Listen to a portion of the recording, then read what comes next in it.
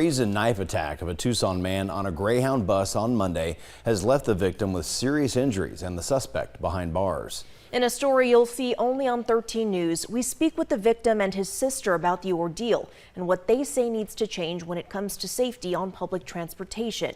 And we'll hear about their search for the person they call their guardian angel. We do want to warn you, some of the images may be disturbing to see.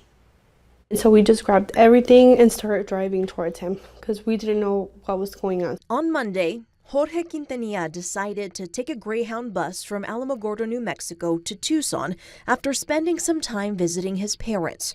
The bus was between Lordsburg and Deming, New Mexico, when New Mexico State Police say suddenly Jorge was attacked by another passenger, identified as 29-year-old Ryan Kenny. Tonight, Jorge is still in New Mexico, but we connected via FaceTime while speaking with his sister.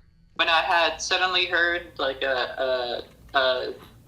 somebody moving quickly on the other side of the aisle from me, and when I looked over, it was this guy who was just like lunging across the aisle with what I had at the time thought it was a pen.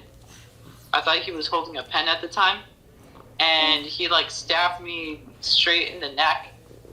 It was first in the neck spot, and then after that I was able to grab the wrist, and I was just trying to push him off me. And in that time he kept stabbing and jabbing, and it was more towards the head. Jorge was stabbed 6 times in his head, neck, and arm and had to be airlifted to a hospital in El Paso for treatment. A terrifying moment for him and his family. While Jorge is expected to be okay, this unprovoked attack, reminiscent of a recent murder of a young woman on a train in North Carolina, has left the family shaken to its core. The poor girl, she had no help. Nobody noticed what had happened with her attacker, and they just left her there. And so that's the first thing that came to my mind when I thought about that too. The paramedics, the cops, the nurses, the doctors, while I was at the hospital, everybody was comparing me to her. And it wasn't until I saw the video the next day that I realized that that's exactly how it went down. It's pretty much exactly how it went down. Somebody just decided to grab a knife and attack me. Kenny was arrested and charged with aggravated battery with a deadly weapon and booked into the Grant County Detention Center, where he is currently being held with no bond. Greyhound claims on its website there is absolutely no alcohol, drugs, or weapons allowed anywhere on the bus. So I reached out to them to ask how the knife Kenny used slipped through the cracks and what their protocol is for screening people to ensure safety on board.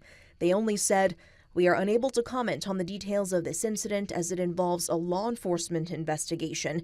The safety of our passengers and employees is always our top priority, and we are providing all necessary assistance to authorities." But the family wants to focus on the good.